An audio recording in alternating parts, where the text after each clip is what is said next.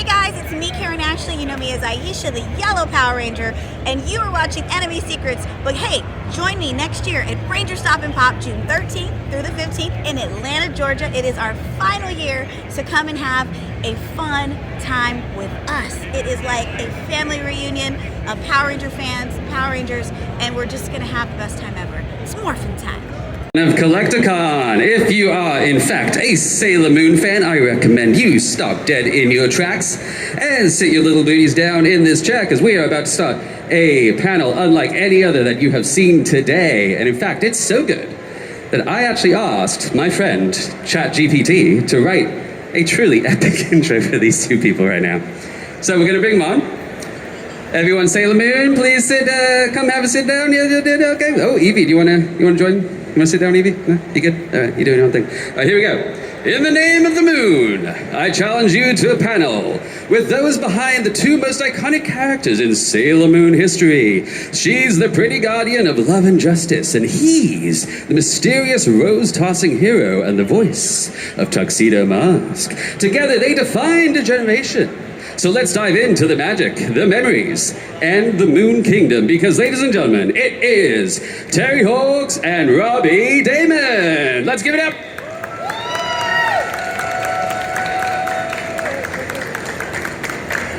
Welcome, welcome. Oh, sorry, I forgot. My name is Pokedexter, by the way. I forgot to introduce myself. I'm Pokedexter. I'm a Pokemon content creator. I'll be your host for today. Terri and Robbie, how are you doing today? You have a mic? Great. You got one? Perfect. Wonderful. Thank you for being here.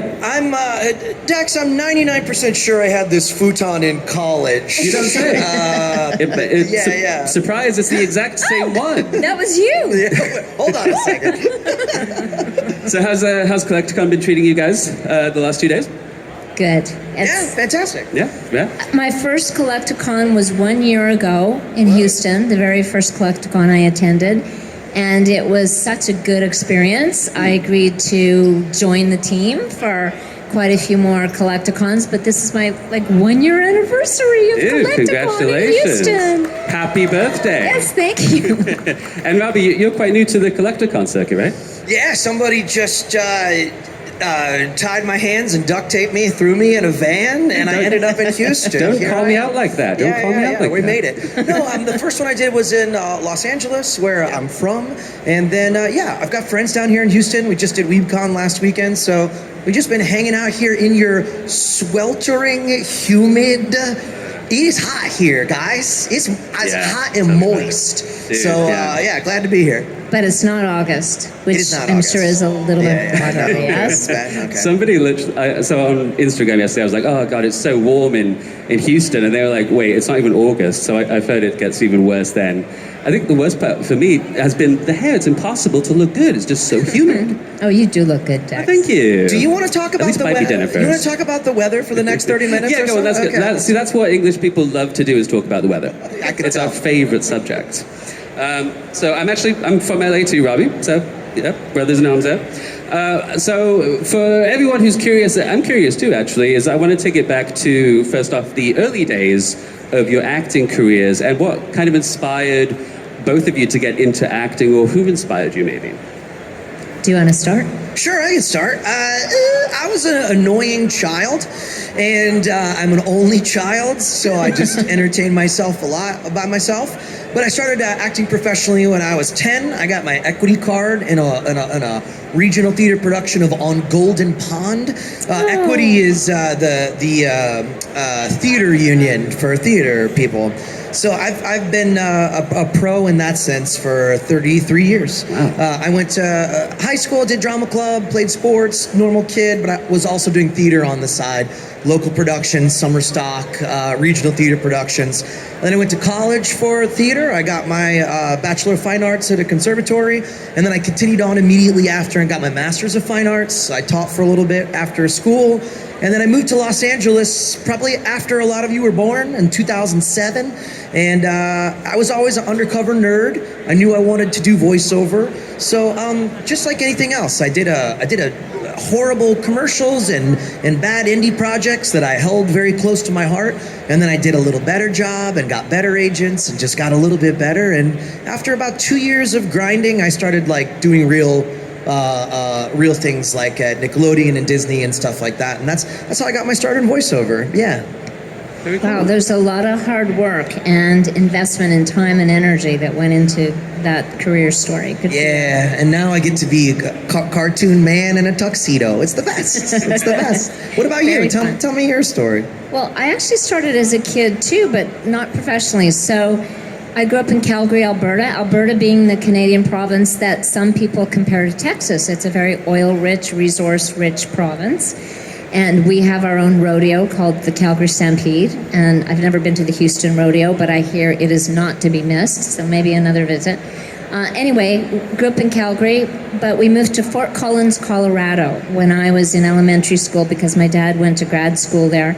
And my mother joined a community theater company and came home one day and said, honey, they're auditioning for the role of this little boy. They can't find anyone. Would you like to audition? And I said, okay. And I got the job, and I did the gig with my mom, which was super fun.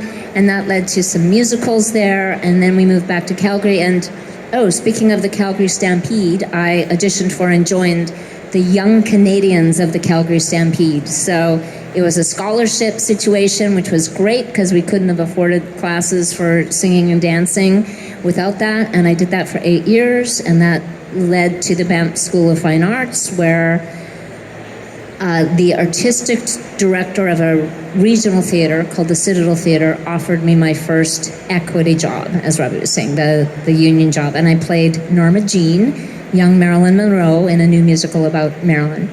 And that was sort of the beginning. And then I moved to Toronto. I did a lot of CBC radio drama, like BBC. And, That's us. And that led to commercials and serving tables. And then eventually my agent started submitting me for animation. And so the early ones were Strawberry Shortcake, Herself the Elf, and then Care Bears was my first big one. And God, I that led remember to a all few of more those. things. That's wild. Which Care Bear were you? Were you a Care Bear? Yes, I'm Baby Hugs, Square Bubbles. Oh, that's And pretty I'm good also stuff. the villain, It's all coming back to Shrieky. me. Shrieky, I want to rule the world. The villain's name was Shrieky? Shrieky, Oh, she's that's the pretty villain. good. Oh, I like it. Yeah. Sweet. Very fun. So that's a bit of a throwback. And Wow. here I am in Houston. And I write as well now. So That's right. acting and writing Yeah. go together. Terry, I actually wanted to ask you, because I know you do writing and other stuff outside of voice acting and such, but you've got a web series. What's it called again? Lady Ada's Secret Society. Awesome. Very, very family friendly. Oh, cool. That's like on YouTube? It's on YouTube, on Marble Kids YouTube. Not Marble, but like Marble Kids YouTube. Lady Ada's Secret Society, about a girls' school where the girls are discouraged from studying STEM subjects, science, math, technology. But the girls win out over their headmistress, who thwarts them at every turn. So it's great for kids. It's free. They're 10-minute episodes. We just finished filming the second season, for which I wrote as well as acted in. And I'm really proud of this series. I recommend it without reservation. Lady Okay. Ada's Secret I'll check Society. it out It's tonight. funny too. Awesome. Thank you for asking. So I had a couple of Sailor Moon centric questions, which was, do you guys remember what the audition process was like for Sailor Moon back then? Could you tell us a little bit about that? For those of you who don't know, this is two eras united. This is OG. Oh, I like it so much. Yeah, I love we're a team. Love warm hugs. You were the original dub series, and then we are the Viz redub that started in 2013. So I'm sure the process was similar and yet different. I don't know. We've never done a panel together. Why don't you tell me about your process, which was later, but let's hear it first. Yeah, so I had never done anime before. I'd only done cartoons and commercials, and I went to Anime Expo in 2013, and I was like, oh yeah, I used to really like anime. Like, I grew up on Dragon Ball and a bunch of these sort of like, Big O, like Cowboy Bebop, that kind of stuff. And I was like, I could do this. But at the time, people kind of looked down their nose at anime if you were in traditional animation. They're like, that's like low rent. And I was like, well, what if I just come and do a good job? Is it low rent then? So anyway, I went to this con for a day, and I was like, maybe I want to try this. So I called up a friend of mine who ran a studio, and I knew that they did Bleach and Naruto there. But I'd only ever done stuff there, like for Disney and Nickelodeon, where the studio was outsourced, right? So I knew they were like doing anime in the walls, but I didn't know that was what they did. So I said, hey, do you have any anime coming up? And he's like, okay, you want to do that? I was like, yeah, keep me in mind. So I said, okay. And then 2 weeks later, we got the auditions for Sailor Moon, but we didn't know what it was. We didn't know that it was the original. We didn't know that it was any of that. So we just were left guessing. We're like, is it a new cartoon? We had heard rumblings about Crystal and Eternal maybe coming out, so we kind of all thought it was that. So we did an audition, did a callback, heard that the original mangaka approved all of us, and they said, come into the studio. And we came in not knowing what it was going to be, and I walked into a room, and there was that original frame of Tuxedo Mask in the window, I think from episode 1, where it's like, my work here is done, you didn't do anything. So it's like, oh, we're doing the original. And it was full of people. There were like 6 executives and directors and showrunners, and I was like, uh-oh, I'm scared because I don't know how to dub. So I'd never done a dub before. So it was like a trial by fire, and yeah, that's how it kind of went down. It was a big question mark. So I'm just glad that it ended up the way that it ended up. Yeah. That's a good story. What was your experience? I don't know. I've never heard this story. And I didn't know your story. That's a good story. There we go. So, I had no idea either what this was or what anime was. So this was in the 90s, the late 90s. And my voice agent, I'd done a lot of voice work by then for animation and, as I said, CBC Radio. And I had these 2 young friends visiting from Calgary. I was living in Toronto by then.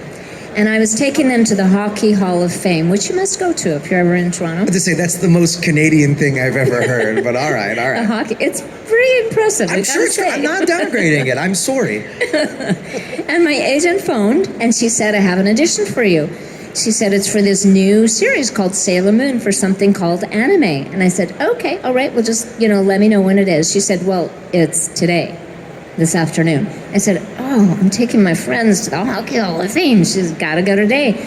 So I dragged my young friends to the Hockey Hall of Fame, and they sat in the waiting room, and I went into the audition, and it was dubbing, which I had never done before, but musical theater and rhythm help with that, right? Because you're trying to match the faces on the screen and the rhythm of the words and blah, blah, blah. So I did the audition, went really well. I didn't have 6 executives in the room. It was maybe 3 people. I left. My agent phoned me. I was in the Hockey Hall of Fame by then, and she said, they really loved you. They want you to do the role of Sailor Moon. And I said, great. Tell me when. She said, tonight. I said, no, I've got my friends here from Calgary. So I trucked them over. I recorded at least 1 episode that night. It was in the can. They were desperate. They were on a timeline. And we started what was to be an amazing ride. And now look, 20 plus years later, I'm still on the end of that roller coaster ride. And you joined partway along. It's pretty cool. Do you believe in multiple realities? Do you believe in multiple dimensions? Well, I must, because I'm, connected to Sailor Moon. Good point. So there's an idea that there's a very wild version of you out there. I don't know, it's a flying dragon or whatever. But there is a version of you where you said no and you just stayed at the hockey museum with your friends, right? That's true. You could have done that just as easily. I could have. Yeah, and then I'd just be a normal tourist in Houston going to the Space Center going, what are all those people dressed up over there? Yeah, like that, That's life. That's fascinating. But this is more fun. Yeah, so whenever you have an opportunity to do something for personal gain, do put your friends to the side, and whatever you do, that's the plan. No, I took them along for the ride. They remember that moment. Good. So, guys, we've got probably like 10 minutes left. So if you guys have some questions for these guys, please start lining up now. Think of anything you want to ask these guys while we've got them on stage. This could be a once-in-a-lifetime opportunity. Almost anything. We'll see. Yeah. I'm doing 30 cons this year, but it's 30? a once-in-a-lifetime opportunity, I promise. That's amazing. Well, before we get to questions, I have one more for you, Terri. Did you know when you started the Sailor Moon journey that it was going to be as massive as it was? Like, was it huge in Japan already? Or? We had no idea. No idea. We did the show like you do so many gigs where you do your best and you maybe become attached to the show, which we did. We loved it. We loved the characters and the stories, but we had no idea that it would capture the zeitgeist like it did. And I'll just tell you really quickly, the minute that I knew was when my mother, still living in Calgary, who liked to dress up for the kids at Halloween when she opened the door, phoned me on Halloween night and said, "Honey, there are all these Sailor Scouts at the front door." I said, "Oh my gosh, Mom, that's amazing." I said, "What do you say?" She says, "I say I'm Sailor Moon's mom."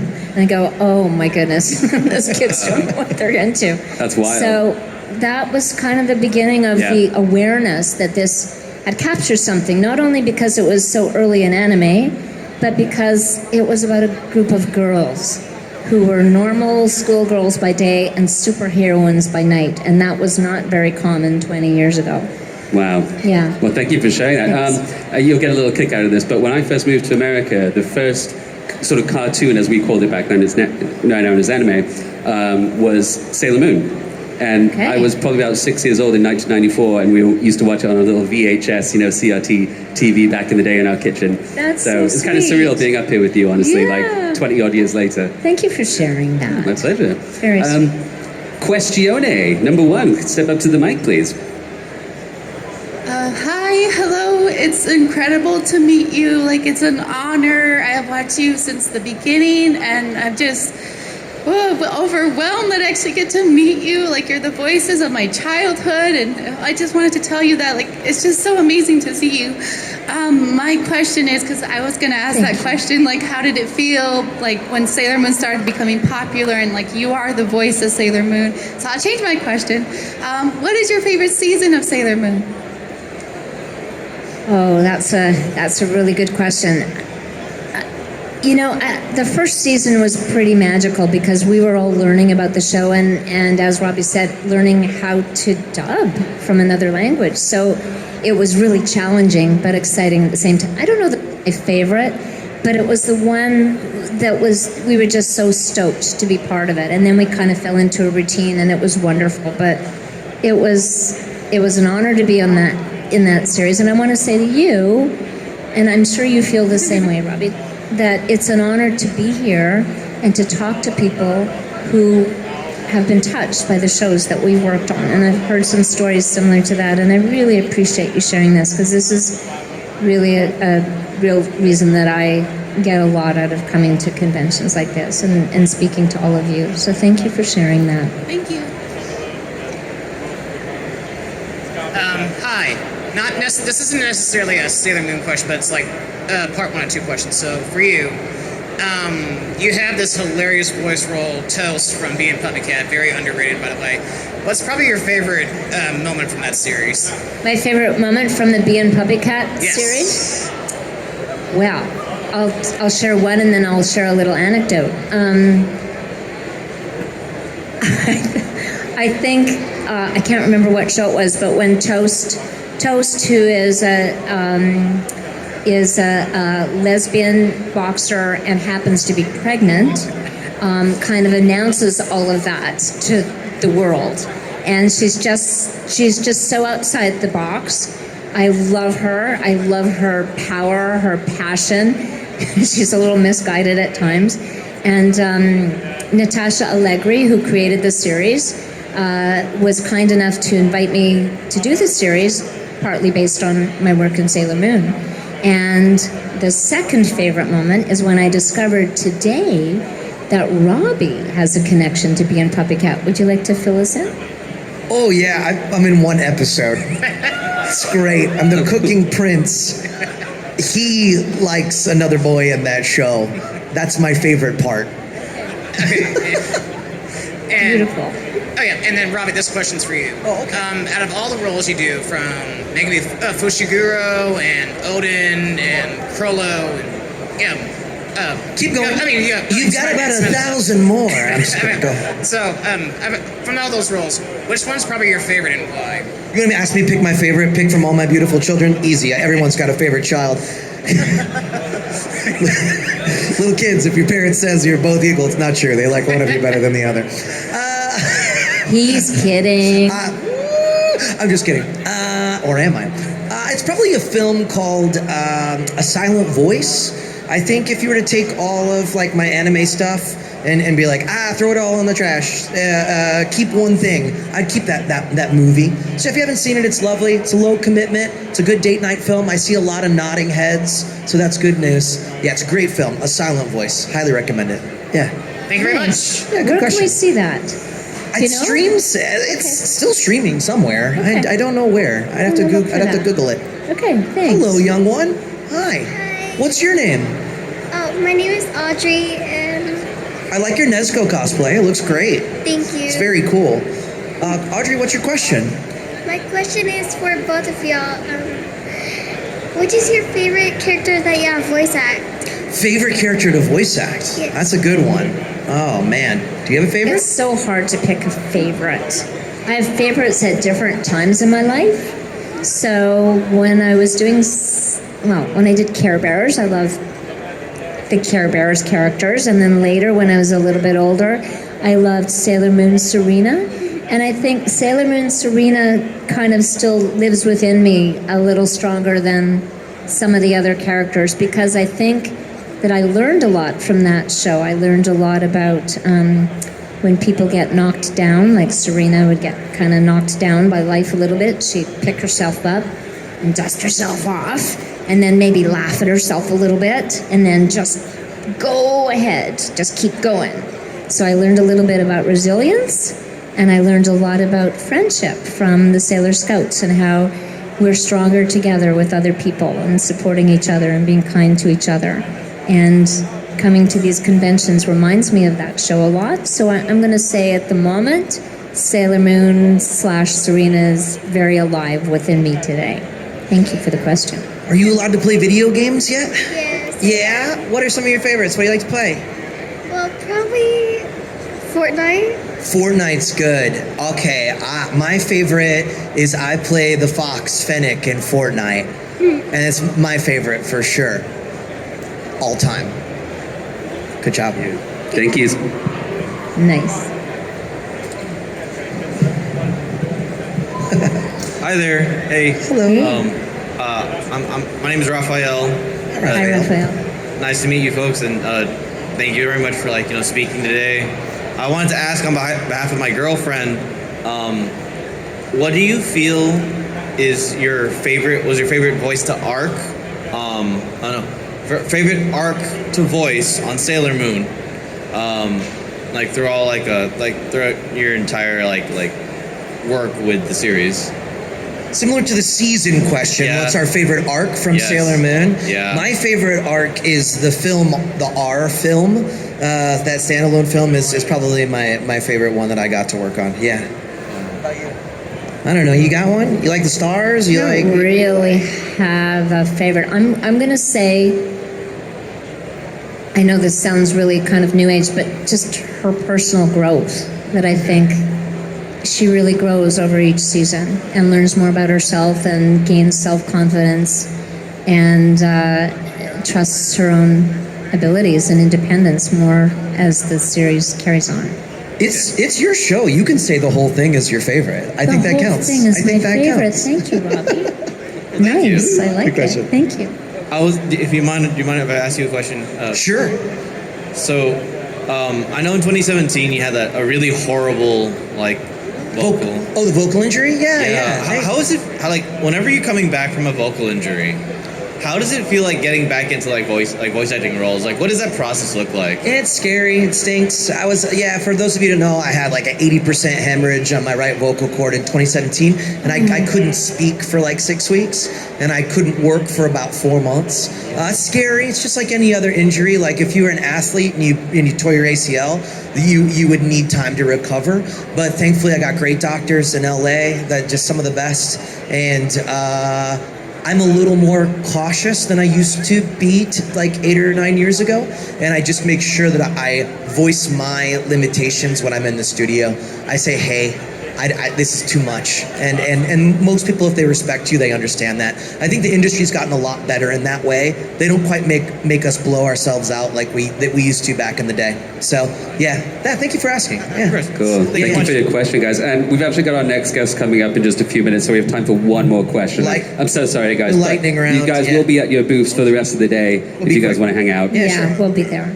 Thank you, everybody, for your interest. All right, real quick, you know what I'm saying? I'm kind of nervous. Y'all got so much aura, you know what I'm saying? Like, making me Sailor Moon. I like everything you got on, too. You know what I'm saying? I don't know you, but like, your Pokemon shoes, the hair, fire. Yeah, you know what I'm thank you, saying? man. Okay, so I haven't watched Sailor Moon yet, but respect to you. Obviously, I gotta watch that. I'm so sorry. Don't get on me too much. Yeah. I like, you know, I have a request for you and a question. Can I do a request real quick? What's up? You gotta let me know what it is. Okay. I like Hunter x Hunter, so can you do like a little voice line for like the Wreak Havoc? Oh, yeah. Well, my voice is high and nerdy in real life, and Krollos is real low and like kind of sexy like this. Oh, yeah. So he goes, let's see, well, Uvo, can you hear it? We dedicate this requiem to you. That's one of them. Or he just says Wreak Havoc is pretty much it. Yeah. Bro, I want to hear it. Can you do it for me? Which one, Wreak Havoc? Yeah. Oh, let's see, I believe that we have a soul, so I want to fulfill my dead friend's wish. To wreak havoc. Yeah! Thanks, man. Appreciate it. Yeah, come on. Okay. All right. Now the question is, how do y'all get into what y'all do? How do we do what we do? Yeah. Well, we told our own personal stories, but we can give you a piece of advice to end the panel. Yeah. Mine's always the same. It's just acting first. It's voice acting. Voice acting is just a specialty of acting. Like if you were an athlete, right, and you were like good at football, right?